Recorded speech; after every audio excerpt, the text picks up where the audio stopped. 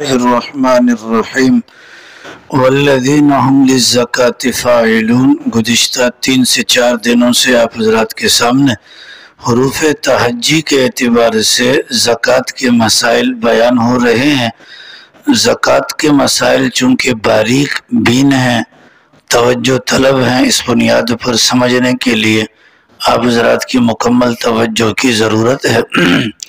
دوسری بات یہ ذہن میں رہے کہ جو مسئلہ روزانہ کی بنیاد پر بیان ہوتا ہے، اگر اس مسئلے کے متعلق اگر دماغ کے اندر کوئی خلش ہو یا سمجھنے کی ضرورت ہو تو وہ پوچھا جا سکتا ہے۔ اور تیسری بات یہ ذہن میں رہے کہ ظاہر ہے ہر بندے کے اندر کمزوری ہوتی ہے۔ ایک طریقہ تو یہ ہے کہ انسان ادب سے بیٹھے، لیکن اگر انسان اپنے مجبوری کی وجہ سے اگر دو زانو ہو کر نہیں بیٹھ سکتا تو جس انداز سے بھی بیٹھے اس میں کوئی قباحت نہیں ہے۔ اگر زیادہ تاخیر ہو جائے بیٹھنے کی وجہ سے، تکلیف کے اندر انسان مبتلا ہو تو ٹانگوں کو پھیلا بھی سکتا ہے، ٹیک لگا کر بیٹھنا چاہے تو ٹیک بھی لگا سکتا ہے۔ حروف تہجی اردو والے بھی ہیں اور حروف تہجی عربی والے بھی ہیں، اور آپ کے سامنے جو مسائل بیان ہو رہے ہیں یہ حروف تہجی اردو والے ہیں۔ اردو کی زبان کے اندر الف کے بعد با آتا ہے اور با کے اندر پا آتا ہے، پا سے پاکستان، اور عربی زبان کے اندر الف کے بعد با آتا ہے اور با کے بعد تا آتا ہے، درمیان میں کوئی دوسرا حرف نہیں آتا۔ تو اردو والے کے اندر چونکہ با کے بعد پا آتا ہے تو پا سے مسائل انشاءاللہ آج بیان ہوں گے۔ عموماً ایسا دیکھنے میں آتا ہے ہمارے رشتہ دار دوسرے علاقوں میں ہوتے ہیں، وہ زکوٰۃ کی رقم جو ہمارے پاس ہوتی ہے ہم زکوٰۃ کی رقم ان کو دینا چاہتے ہیں۔ جب زکوٰۃ کی رقم ان کو دیں گے، مثال کے طور پر یہاں سے اگر زکوٰۃ کی رقم پنجاب، بلوچستان یا KPK کے اندر بھجوائی جائے گی، اس کے مختلف طریقہ کار ہیں۔ بینک کے ذریعے سے بھجوائیں گے یا ایزی پیسہ وغیرہ کے ذریعے سے بھجوائیں گے یا کسی بندے کے ہاتھ بھجوائیں گے۔ اگر کسی بندے کے ہاتھ بھجواتے ہیں تو جتنی رقم ہم نے بھجوا دی اتنی رقم وہاں پر پہنچ جاتی ہے، لیکن اگر ایزی پیسہ کے ذریعے سے یا اکاؤنٹ وغیرہ کے ذریعے سے وہ منی ٹرانسفر کی جاتی ہے، اس صورت میں کچھ نہ کچھ پیسہ اس کے اوپر لگتا ہے۔ 1000 روپے بھجواتے ہیں، 10 روپے ایزی پیسہ والے کاٹ لیتے ہیں، بینک کا مجھے نہیں علم کہ اس میں پیسے کٹتے ہیں یا نہیں کٹتے۔ اب اگر زکوٰۃ کی رقم یہاں سے ایک بندہ 1000 روپے مثال کے طور پر پنجاب بھجواتا ہے اور وہ دکان والے کو جا کر نمبر دے گا اور بتلائے گا کہ اس نمبر پر بھجوا دی جائے، تو 1000 پورا نہیں جائے گا بلکہ 990 روپے جائیں گے، 10 روپے کاٹ لیے جاتے ہیں۔ اس کو کہا جاتا ہے پارسل۔ تو یہ جو پارسل یہاں سے گیا 10 روپے کٹ گئے، آپ کی زکوٰۃ ہے پورے 1000 روپیہ اور مستحق کے زکوٰۃ کو ملے ہیں 990 روپے، 10 روپے باقی ہیں۔ یہ جو 10 روپے باقی ہیں گویا کہ آپ کی پوری زکوٰۃ ادا نہیں ہوئی، اس لیے اگر کسی کو پارسل کے ذریعے سے زکوٰۃ کی رقم بھجوانی ہو اس کے لیے لازم ہے کہ زکوٰۃ کی مکمل رقم مستحق آدمی تک پہنچائی جائے۔ یہ جو 10 روپے اضافی لگ رہے ہیں یہ آپ اپنی جیب سے دے دیں تاکہ پورا 1000 روپیہ جو زکوٰۃ کا ہے وہ بندے کو جا کر پہنچ جائے۔ اگر ایسا نہ ہوا تو زکوٰۃ ہماری نامکمل۔ جب زکوٰۃ نامکمل ہوگی اس زکوٰۃ کی ادائیگی پر جو اللہ کی طرف سے برکت یا حفاظت کا وعدہ ہے وہ برکت یا حفاظت کا وعدہ پورا نہیں ہوگا۔ تو اگر کسی کو پارسل بھجوانا ہو تو پارسل کا خرچہ زکوٰۃ کے اندر شامل نہ کیا جائے، وہ الگ سے دیا جائے گا تو ہماری زکوٰۃ ادا ہوگی۔ پاس سے پاگل بھی آتا ہے۔ آپ پاگل جانتے ہیں؟ پاگل کون ہوتا ہے؟ پاگل وہ جسے اچھے برے کی تمیز نہیں ہوتی، اس کو پاگل کہا جاتا ہے۔ اگر پاگل مالدار ہے اور اس کے پاس مال اتنا ہے کہ جو 52.5 تولہ چاندی کے بقدر، 52.5 تولہ چاندی، آج ہم نے ان کا ریٹ معلوم کیا، آج یعنی کہ 28 مارچ کا جو ریٹ ہے چاندی کا وہ 1510 روپے ہے۔ 52.5 تولہ 1550 ہے، 1550 روپے ہیں۔ 1550 کو 52.5 کے ساتھ ضرب دیں تو تقریباً 81,000 روپیہ بنتا ہے۔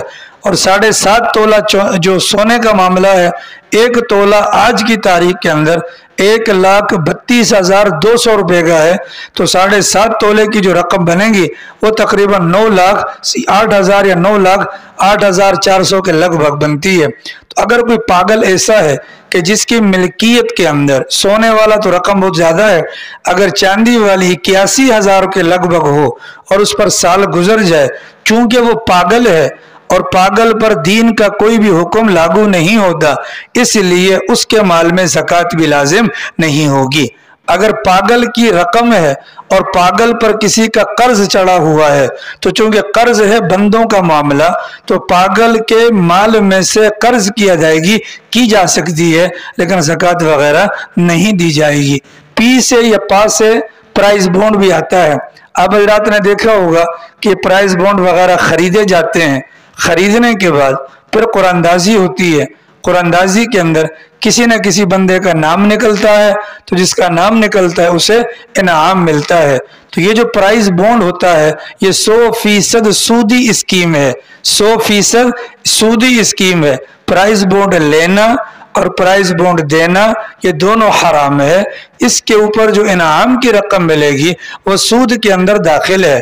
प्राइस बॉन्ड पर भी इनाम मिलता है और बैंक के अंदर भी मुनाफा मिलता है, इन दोनों के अंदर कोई फर्क नहीं। जैसे सेविंग अकाउंट में माल पानी रखने पर सालाना मुनाफा मिलता है वो हराम, तो प्राइस बॉन्ड के ऊपर जो इनाम की मद में जो रकम मिलती है वो भी हराम है। प्राइस बॉन्ड के अंदर और इसमें यह फर्क है कि वो लोग हमारी इजाजत के बगैर हमें दे देते हैं और यहाँ पर इनाम का चक्कर होता है। इन दोनों के हुक्म के अंदर जर्रा बराबर भी कोई फर्क नहीं है। जैसे वो लेना हराम, इसी तरीके से प्राइस बॉन्ड वगैरह भी लेना हराम होगा। अल्लाह ना करे अगर किसी बंदे ने प्राइस बॉन्ड ले लिया, अब क्या करे, प्राइस बॉन्ड ले लिया, उस प्राइस बॉन्ड की जो कीमत है अगर वो 52.5 तोला चांदी के बकदर बनती है, उस पर साल गुजर गया, गोया कि बंदा साहिब निसाब हो गया, तो जो पैसा इसकी जेब से लगा है वो पैसा इसका जाती है। साल गुजरने के बाद जिस कीमत पर इसने प्राइस बॉन्ड खरीदा है अगर वो कीमत निसाब के बकदर है उस सूरत में ज़कात वाजिब होगी। ठीक है, कीमत आम तौर पर जो मसला है वो कीमत फरोख्त का है, लेकिन प्राइस बॉन्ड का मसला कीमत खरीद का है, क्योंकि इसको जब फरोख्त करने पर जाएंगे तो आगे से सूद आ रहा है, तो सूद लेना भी जायज नहीं, सूद देना भी जायज नहीं, और सूद वाली रकम पर कोई भी अपना ज़कात वगैरह वाजिब नहीं होती। अव्वलन तो प्राइस बॉन्ड हराम है, लेकिन अगर किसी ने ले लिया है तो ले लेने की सूरत में जो ज़कात का मामला आएगा वो कीमत खरीद पर आएगा, कीमत फरोख्त पर नहीं आएगा। पास से परचून की दुकान भी आती है, परचून की दुकान के अंदर हर तरह का सामान होता है, उसमें कोई वो भी है जो किलो के हिसाब से बिकता है, कोई वो भी है जो दर्जन के हिसाब से बिकता है, कोई वो भी है जो पैक के हिसाब से बिकता है। साल के इख्तिताम पर परचून वाले को चाहिए कि अपनी तमाम की तमाम अशिया को गिने, शुमार करने वालियों को शुमार करे, वजन करने वालियों के वजन का अंदाजा लगाए और मुकम्मल सोच विचार के बाद उसकी ज़कात निकालेगा तो ज़कात अदा हो जाएगी। अगर अल्लाह ना करे किसी परचून वाले ने लमसम के अंदर ज़कात, यरहमुकल्लाह, अगर किसी परचून वाले ने लमसम के अंदर ज़कात निकाल दी, उस सूरत में अगर 1 रुपए का भी फर्क आ गया तो माल बदस्तूर नापाक रहेगा, लिहाजा एहतियात इसके अंदर करनी चाहिए कि मुकम्मल वो कर ले। अगर कोई बंदा ऐसा है कि वो समझता है कि मेरे लिए मुमकिन नहीं है, तो जाहिर है कि जो बंदा परचून की दुकान चला रहा है तो मरे से मरा उसको साल तो हो गया, तो साल के बाद उसको इतना अंदाजा हो जाता है कि ये कितने का होगा। मिसाल के तौर पर जितनी भी चीजें मौजूद हैं ये 10,000 रुपए की बनती हैं, ये 10,000 रुपए की बनती हैं या 1 लाख रुपए की बनती हैं और 2500 रुपए इसकी ज़कात बन सकती है। आदमी का अपना गालिब गुमान ये कहता है, तो शरीयत कहती है कि चूंकि तुमने अंदाजा लगाया तो बेहतर यह है कि तुम 2500 की जगह पर 3,000 रुपए ज़कात अदा कर दो, ताकि जो कमी बेशी रह गई है वो माफ हो जाए। ठीक है, पा से परदादा भी आता है, जैसे बाप को ज़कात नहीं दे सकते, दादा को भी नहीं दे सकते, जब दादा को नहीं दे सकते तो परदादा को भी नहीं दे सकते, दादी को नहीं दे सकते, अम्मा को नहीं दे सकते, खाला को नहीं दे सकते, इसी तरीके से अपना क्या नाम है उसका नानी को नहीं दे सकते, क्योंकि ये करीब के रिश्तेदार हैं। इसी तरीके से दादा दादी परदादा परदादी इनको ज़कात नहीं दे सकते। दाएं बाएं चले जाए, मैंने कल आपको बतलाया था कि भाई को दे सकते हैं, बहन को दे सकते हैं, वगैरह वगैरह। पी से या पा से परिंदा भी आता है। बहुत सारे लोग परिंदे पालते हैं और परिंदा पालना फी नफ्सी ही इसके अंदर कोई कबाहत नहीं है, अगर शराइत का लिहाज रखा जाए। परिंदा पालने में क्या शर्त है, उसके खाने पीने का प्रॉपर वे पर अगर इंतजाम हो तो उसकी शरीयत में गुंजाइश है। अल्लाह के नबी अलैहिस्सलाम ने बनी इसराइल की एक औरत का किस्सा नकल किया। उसने बिल्ली को बांध रखा था और उसके खाने पीने का इंतजाम नहीं करती थी। अल्लाह ने इसकी बुनियाद पर उसको जहन्नम के अंदर डाल दिया। तो परिंदा पालना जायज़ है, लेकिन परिंदे का ख्याल रखना फ़र्ज है। अगर ख्याल रखते हैं तो परिंदा पाल सकते हैं, अगर ख्याल नहीं रखते तो परिंदा नहीं पाल सकते। अगर घर के अंदर परिंदा खाने के लिए पाला, मिसाल के तौर पर कि कोई हलाल चीज़ है, हलाल चीज़ को अगर पाले, कबूतर पाल लिए, मकसद क्या है, इसको ज़िबा करके खाऊंगा, बिल्कुल जायज़ है। अगर घर के अंदर परिंदा पाला, शौकिया पाला, बिल्कुल जायज़ है। अगर शौकिया या हलाल होने की वजह से खाने की नीयत से रखा है, उस पर ज़कात नहीं आएगी। लेकिन अगर घर के अंदर परिंदे इस नीयत से रखे हैं कि इसकी नस्ल को बढ़ाना है और फिर बेचकर इससे पैसे कमाने हैं, तो अगर उन परिंदों की कीमत 52.5 तोला चांदी के बकदर हो जाती है और साल भी गुजर जाता है, उन परिंदों की कीमत पर भी ज़कात देनी पड़ेगी। आमतौर पर आपने देखा होगा घरों के अंदर ऑस्ट्रेलियन तोते पाले जाते हैं, बहुत ज़्यादा महंगे होते हैं। इनकी जो आमदनी है, जाहिर उनको खूबसूरती के लिए तो कोई भी नहीं रखता, उनको बेचने के लिए रखते हैं। उनकी जो कीमत बनेगी उसके ऊपर भी ज़कात होगी, क्योंकि अब ये सामान तिजारत के हुक्म में आ गए। पास से प्लाट भी आता है। ये जो प्लाट वाला मामला, इसके अंदर 100% नीयत का एतबार है। कोई बंदा प्लाट खरीदता है और नीयत उसकी क्या है, बेचूंगा, तो बेचने की जब उसने नीयत कर ली, अब उस पर साल गुजर गया, तो साल के बाद जब ज़कात का वक्त आएगा तो जो मौजूदा कीमत है मार्केट के अंदर उस प्लाट की, उसके हिसाब से उसको ज़कात देनी पड़ेगी। 10 लाख रुपए का पिछले साल खरीदा, इस वक्त जब इस बंदे का साल पूरा हो रहा है, उस वक्त उसकी क्या कीमत है, मसलन उसकी 11 लाख रुपए कीमत है, तो 11 लाख रुपए के हिसाब से उसको ज़कात देनी पड़ेगी। बंदे ने प्लाट खरीदा, उसकी नीयत यह है कि रकम महफूज हो जाए, साल गुजरेगा, ज़कात देनी पड़ेगी। बंदे ने प्लाट खरीदा, उसकी नीयत क्या है, रिहाइश इख्तियार करूंगा, उस पर ज़कात नहीं आएगी।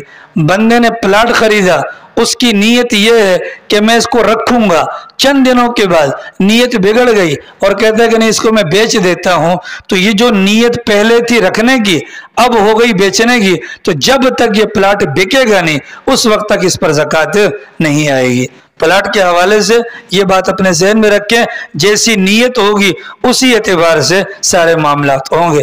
पास से फुफ्फा भी आता है, फुफ्फी भी आती है, फुफ्फी की औलाद वगैरह भी आती है, इन तमाम को ज़कात वगैरह दे सकते हैं। पास से पेट्रोल भी आता है। एक वो जगह होती है जहाँ से पेट्रोल निकलता है, एक वो जगह होती है जहाँ से पेट्रोल निकलता है, उसको कान बोलते हैं।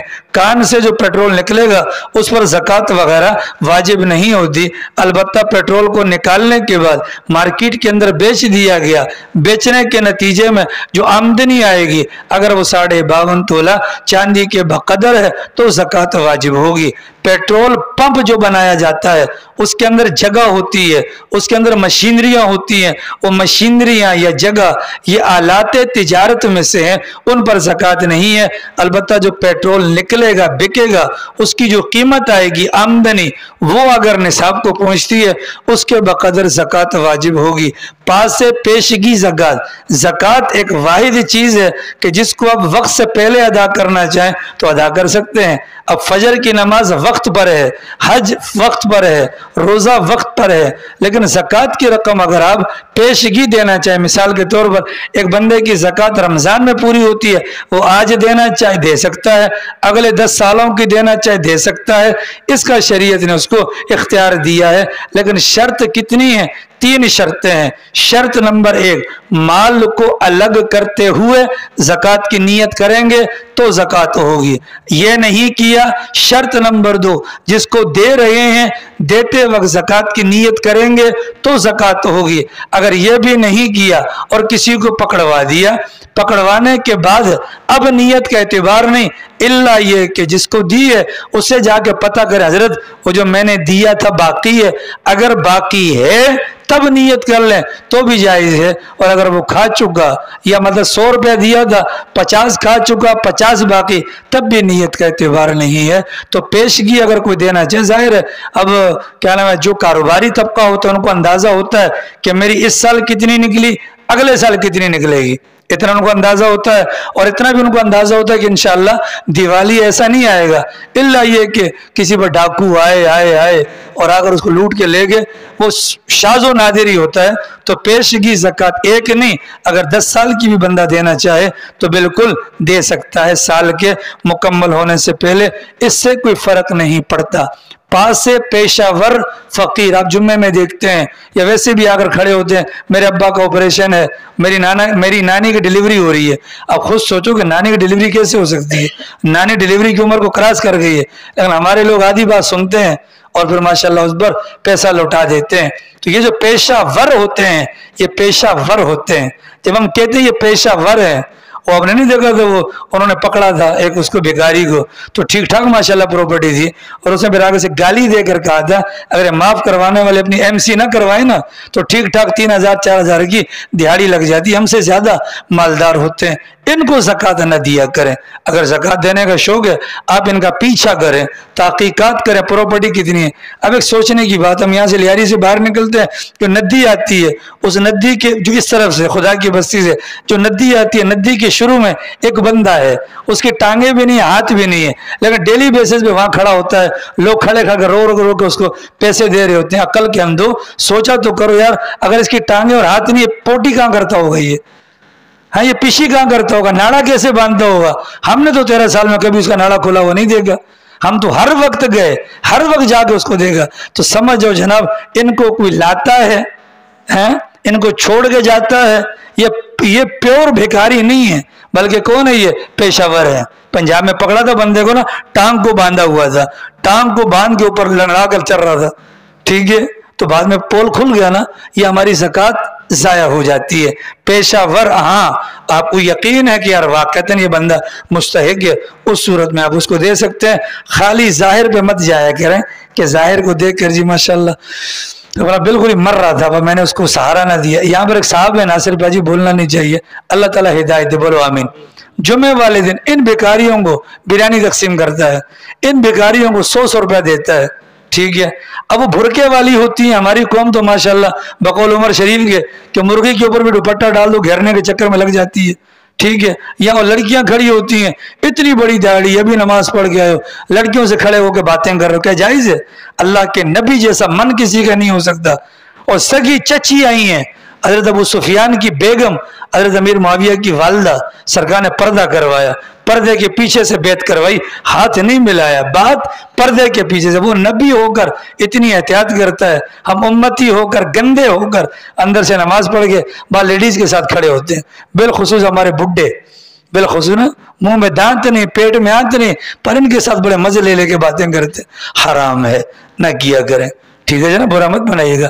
ये अगर यकीन ना आए तो जुम्मे वाले दिन आप देख ले, सारे बुढ़े खिदमतगार, वो सारे बेचारे परेशान हाल, औरतों से बातें। खुदा के बंदो, अभी नमाज पढ़ी है, वो ना महरम है आपके लिए, बात करना, उसकी तरफ देखना, हाथ बढ़ाना, उसके बारे में सोचना, सब का सब जिना के हुक्म में आता है।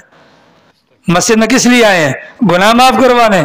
وہ نیکیوں کا جو پرلا ہوتا ہے, جو ملائک وزن ہوتا ہے, شیطان نہیں چاہتا کہ یہ گھر لے کر جائے. میں نے آپ کو بتلایا تھا, پیر صاحب نے کہا, پیر ذوالفقار نقشبندی صاحب نے, ایک بندہ 200 سال تک تہجد کی نماز قضا نہ کرے اس کو کتنا ثواب ملے گا, لیکن جب وہ ایک مرتبہ کسی نامحرم پر نظر ڈال دے, اس ایک نظر کی اتنی نحوست ہے کہ 200 سال کی تہجد پر ملنے والا ثواب اس ایک بد نظری کی وجہ سے ضائع ہو جاتا ہے. ہمارے جمعے کیا ہیں, ہماری نمازیں کیا ہیں, وہ تہجد کی بات کر رہے ہیں. اس لیے دیا کریں, لیکن ان کو نہ دیا کریں. دینے کا زیادہ شوق ہے, کسی نابالغ بچے کو پکڑیں, اس نابالغ بچے کے تھرو ان کو پیسے دے دیں, اس میں کوئی فرق نہیں پڑتا. اس کے بعد آ جاتا ہے تا سے تاریخ. زکوٰۃ کی کیا تاریخ ہے جناب؟ آپ جانتے ہیں مکہ مکرمہ کے اندر نماز کا حکم آیا. قرآن کریم کھول کر دیکھیں, جہاں پر نماز کا حکم ہے وہیں پر زکوٰۃ کا بھی حکم ہے. تو نماز کا حکم بھی مکہ مکرمہ میں آیا. میں نے آپ کو سیرت کے درس میں بتلایا تھا کہ رکعتوں کا جو معاملہ ہے مدینہ میں جا کر حل ہوا. اسی طریقے سے زکوٰۃ کا حکم بھی مکہ مکرمہ میں آیا. البتہ جو زکوٰۃ کی تفصیلات کتنے پہ کتنا ہے, یہ ساری جو تفصیلات ہیں یہ مدینہ منورہ کے اندر واجب ہوئی ہیں. اور سن 2 ہجری کے اندر صدقۃ الفطر کا حکم آیا ہے. تو زکوٰۃ کا حکم یہ مکی ہے, اور زکوٰۃ کی تفصیلات جو بیان ہوئی ہیں یہ مدنی ہے. اس بات کو اپنے ذہن میں رکھیں.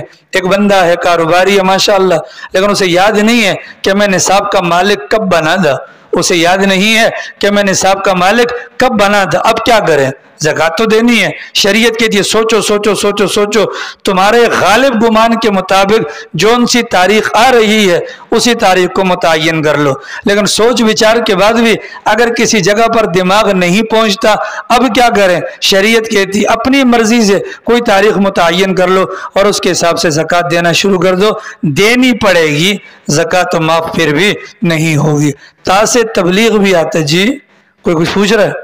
ہاں, کسی کو پوچھنا بالکل پوچھیں, جو مسئلہ بیان ہو رہا ہے بالکل پوچھ سکتے ہیں. تا سے تبلیغ بھی آتی ہے. تبلیغ دین کا ایک اہم ترین فریضہ ہے. دین اسلام کے مختلف شعبے ہیں, ان میں سے تبلیغ بھی ایک فریضہ ہے. لیکن یہ تبلیغ ایک فریضہ ہے, تبلیغ سارا کا سارا دین نہیں ہے. دین کے مختلف شعبے ہیں. اگر کوئی بندہ تبلیغ میں جاتا ہے اور وہ مستحق زکوٰۃ ہے, اگر تبلیغ کے اندر جانے والا مستحق زکوٰۃ ہے, آپ اس کو اپنی زکوٰۃ کی رقم دے سکتے ہیں, آپ کی زکوٰۃ ادا ہو جائے گی. ٹھیک ہے, لیکن اس کے ضمن میں یہ بات بھی دماغ میں رکھیں کہ میں اپنی رقم کو بچا کر رکھوں اور میرے مائنڈ کے اندر یہ ہو کہ صرف اسی کو دوں گا جو تبلیغ میں جائے گا. اس کی شریعت نے اجازت نہیں دی. شریعت نے تو قرآن کریم کی کوئی صورت نماز کے اندر خاص کرنے کی اجازت نہیں دی. چہ جائے کہ پیسے کو کسی خاص بندے کے لیے خاص کرنے کی اجازت دی ہو. شریعت کہتی ہے تمہاری زکوٰۃ ہے, جس پر تمہارا دل کرے, جو بھی ضرورت مند تمہیں نظر آئے آپ اس کو زکوٰۃ دے سکتے ہیں. زکوٰۃ دینے کی صورت میں آپ کا معاملہ حل ہو جائے گا اور فریضہ ادا ہو جائے گا. ایک بندے نے دکان کھولی, یکم رمضان المبارک, 1 لاکھ روپے جیب میں تھا. 1 لاکھ روپے کی اس نے سرمایہ کاری کی, تجارت کے اندر لگایا. اگلے سال یکم رمضان المبارک آ گیا, اب اس پر سال پورا ہو گیا. اب اس نے دیکھا اس 1 لاکھ روپے پر تجارت بڑھتے بڑھتے, رشید بھائی خیر ہے اور کتنے بندے بھی ہو؟ اچھا جی ٹھیک ہے, میں پوچھ لے وانا کچھ چائے پانی دا انتظام, دعا کو بات کر ویسا نہ ہو گیا ہونا.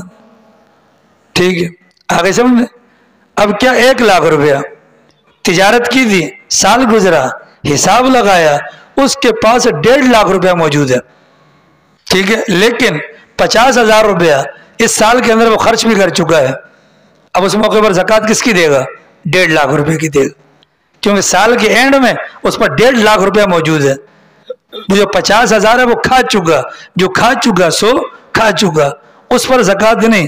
ابتدا میں 1 لاکھ روپیہ لگایا, تجارت کے لیے مال ڈالا, سال گزر گیا, اس کے اندر چڑھتے کتنا ہو گیا؟ اس نے 1 لاکھ مثلا مزید کما لیا, 2 لاکھ ہو گئے. اس 2 لاکھ میں سے 50 سال کے بیچ میں کھا گیا. اب 50,000 روپیہ مثلا نقد ہے اور 1 لاکھ روپیہ سامان میں لگا ہوا ہے, تو 1.5 لاکھ روپے کے حساب سے اس کو دینی پڑے گی. اسی طریقے سے کوئی پلاٹ وغیرہ خریدتا ہے, مقصد तिजारत है, भले वो किस्तों पर दे, भले वो नेट पर दे, किसी भी तौर पर दे, तो तिजारती प्लाट के अंदर भी जब अपना साल गुजरेगा उस पर ज़कात आएगी। उस पर क्या आएगी?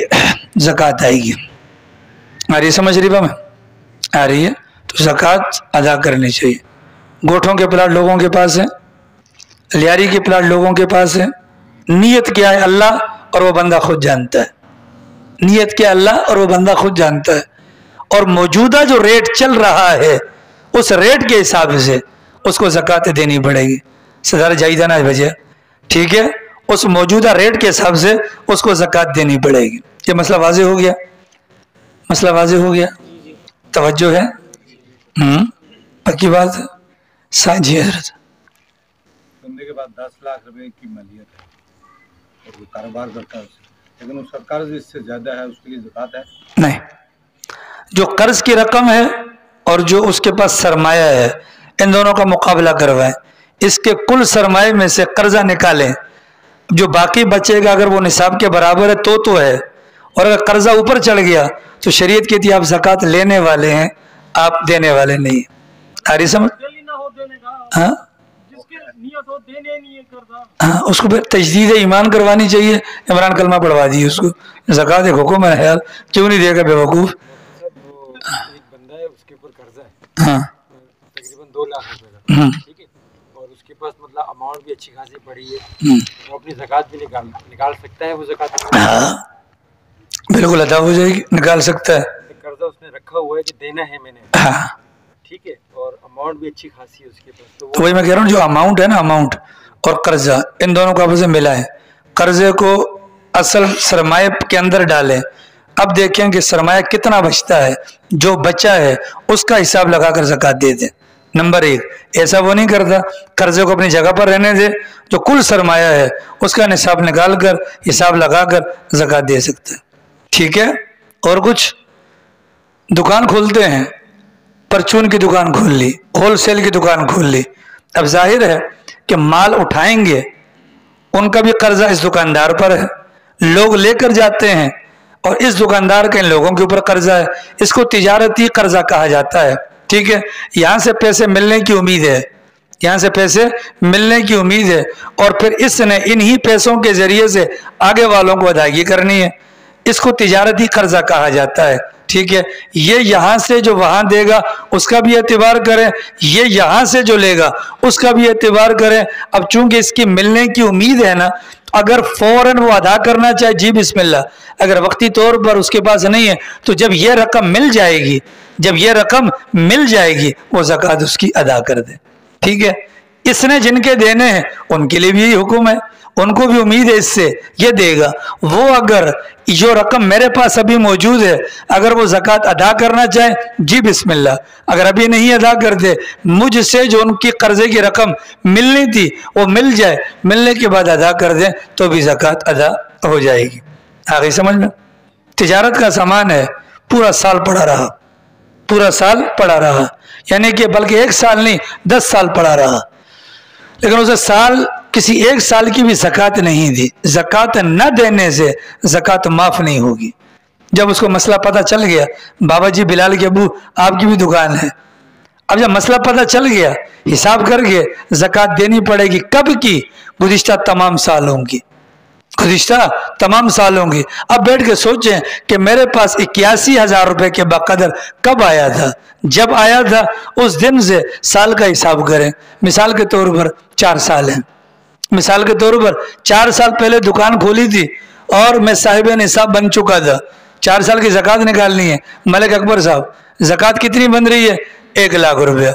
आसान सा तरीका, अगर कुछ भी समझ में नहीं आ रहा तो आप एक काम कर लें कि उस 1 लाख में से पहले निकालें 2500 रुपया, 1 साल की हो गई, फिर 97.5 रह गए, मजीद 25 निकाल दें, 95 रह गए, 2 साल की हो गई, मजीद 2.5 निकाल दें, कितने हो गई? 93.5 हो गए, और फिर अपना 92.5 हो गए, फिर निकाल दें तो ये 4 साल की ज़कात इस अंदाज से निकल जाएगी। और फिर साथ में अल्लाह से माफ़ी भी मांगे कि जो कमी बेशी रह गई उस पर अल्लाह की ज़ात से उम्मीद है कि माफ़ी वगैरह मिल जाएगी, ठीक है?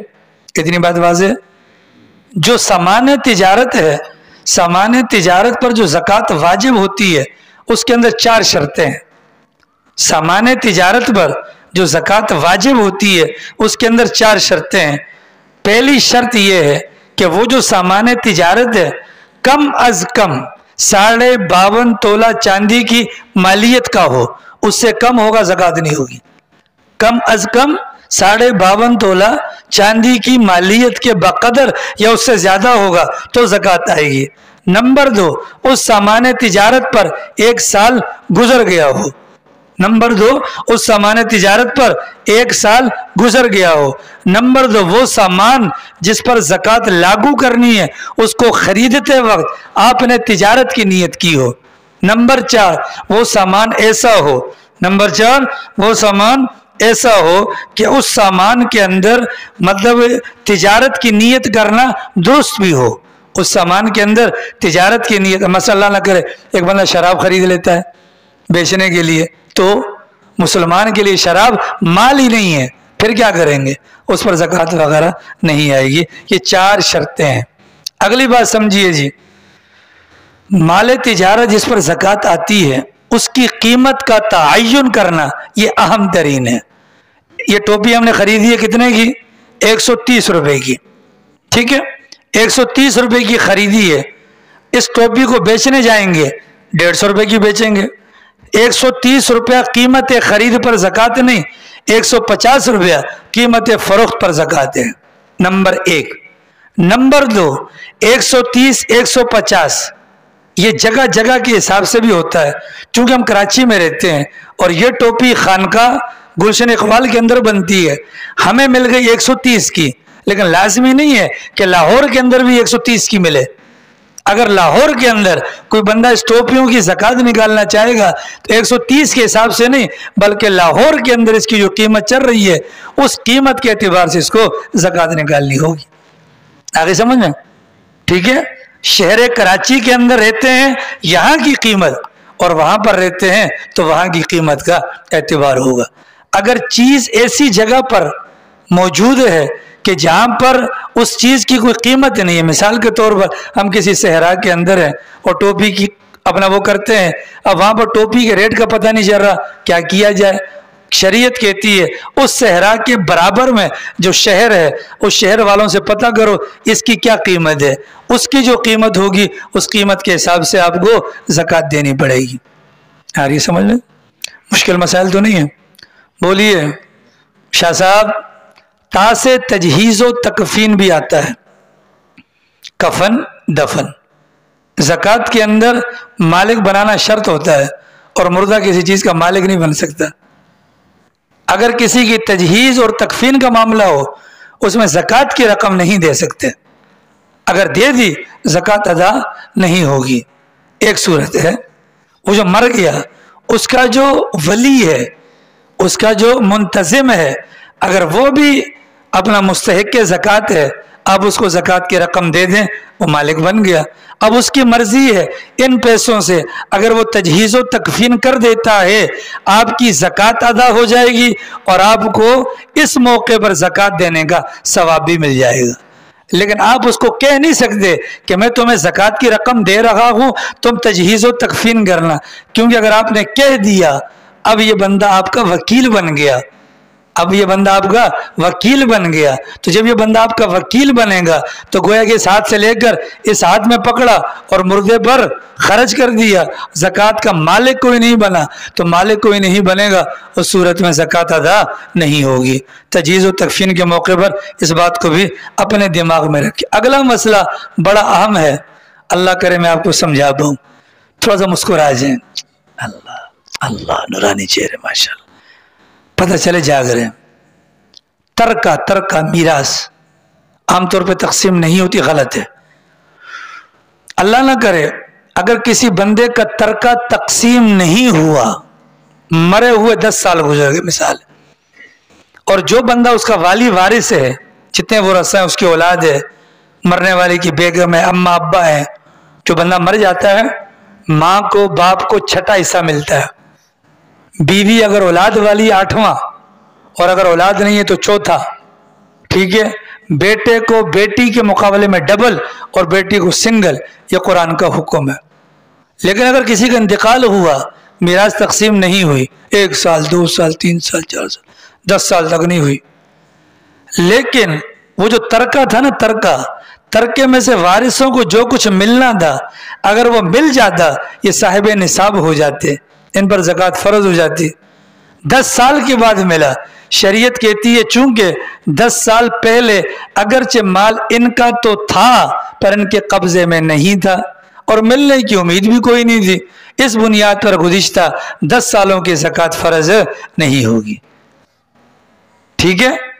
अच्छा, अगर मिल गया तो मिलने के बाद जैसे सामान तिजारत के जरिए से आमदनी जो आती है, आप उसके मालिक हैं, अगर वो 52.5 तोला चांदी के बकदर होती है, आप पर ज़कात है, तो तरके के अंदर मिलने वाली रकम या अशिया की मालियत भी अगर 52.5 के बकदर होती है तो आप पर ज़कात लाजिम हो जाएगी।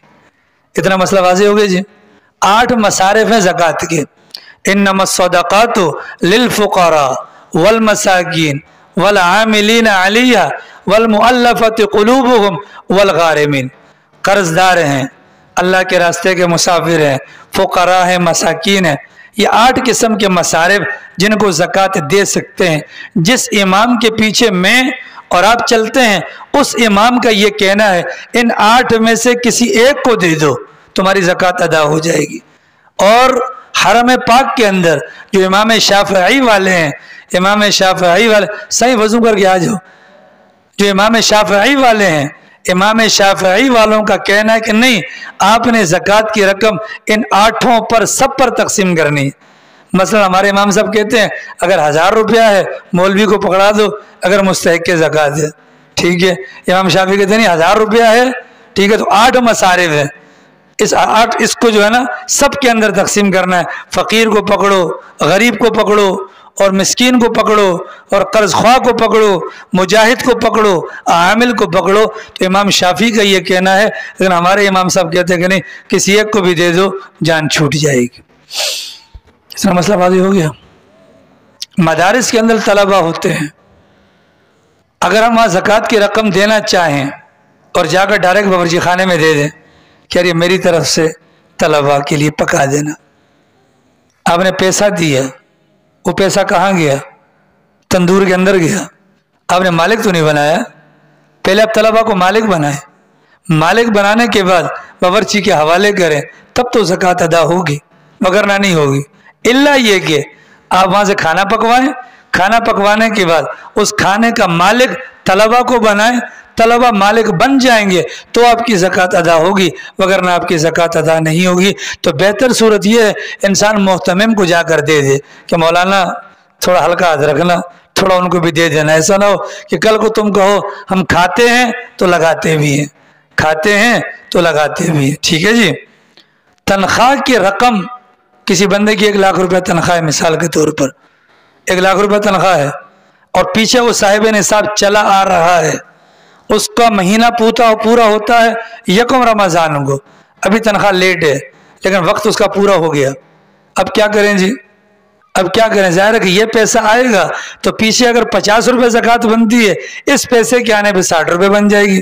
शरीयत कहती है कि जब तक वो आया नहीं उस पर वाजिब नहीं, जब तक वो आया नहीं उस पर वाजिब नहीं, जो मौजूदा है उस पर वाजिब है, उसकी अदा कर लो। वो जब आ जाएगा उसकी जितनी बनेगी वो बाद में अदा कर दीजिएगा। एक मुलाजिम है, आपसे कहता है कि मेरी अपना तनख्वाह के अंदर इजाफा करें, आप तनख्वाह के अंदर इजाफा नहीं कर दे बल्कि 50,000 उसको तनख्वाह देते हैं और 10,000 रुपया ज़कात वाला थमा देते हैं।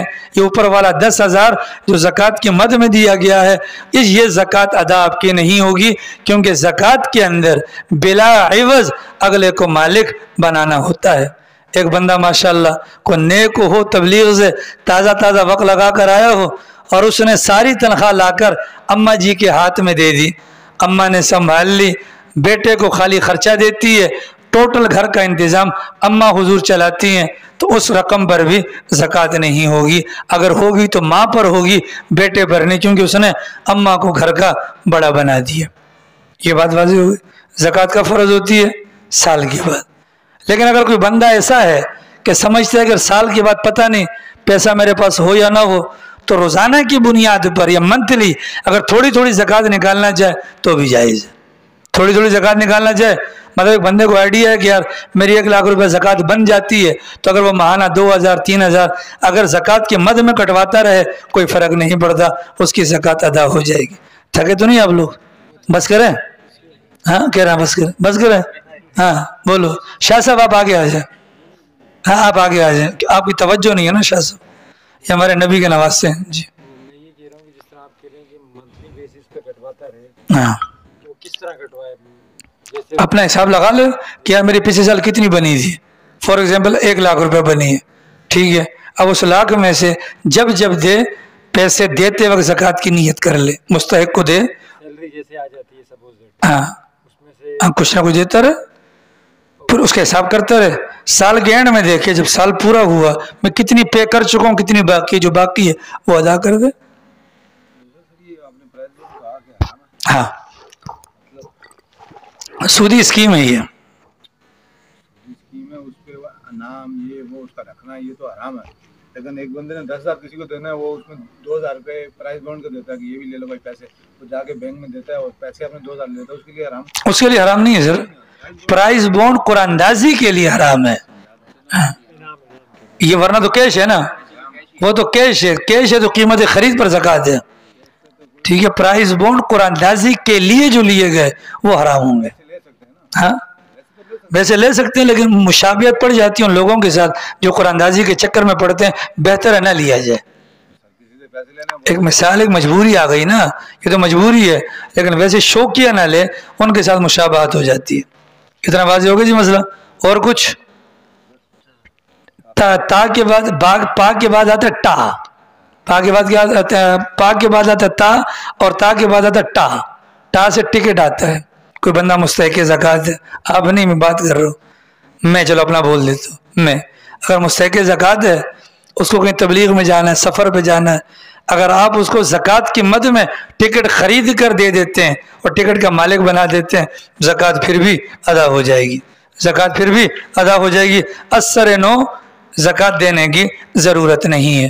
ٹا سے ٹکٹ بھی آتا ہے, ٹا سے ٹکٹ خرید کر دینا زکوٰۃ ادا ہو جاتی ہے. ٹا سے ٹیکس بھی آتا ہے, ٹیکس الگ ہے, زکوٰۃ الگ ہے. ٹیکس دینے سے زکوٰۃ ادا نہیں ہوگی. اگر زکوٰۃ دینی پڑے گی اس کے لیے الگ معاملات کرنے پڑیں گے. تو چونکہ آپ حضرات تھک گئے ہیں اور میں خود بھی تھک گیا ہوں, تو باقی انشاءاللہ کل بیان کریں گے. اللہ پاک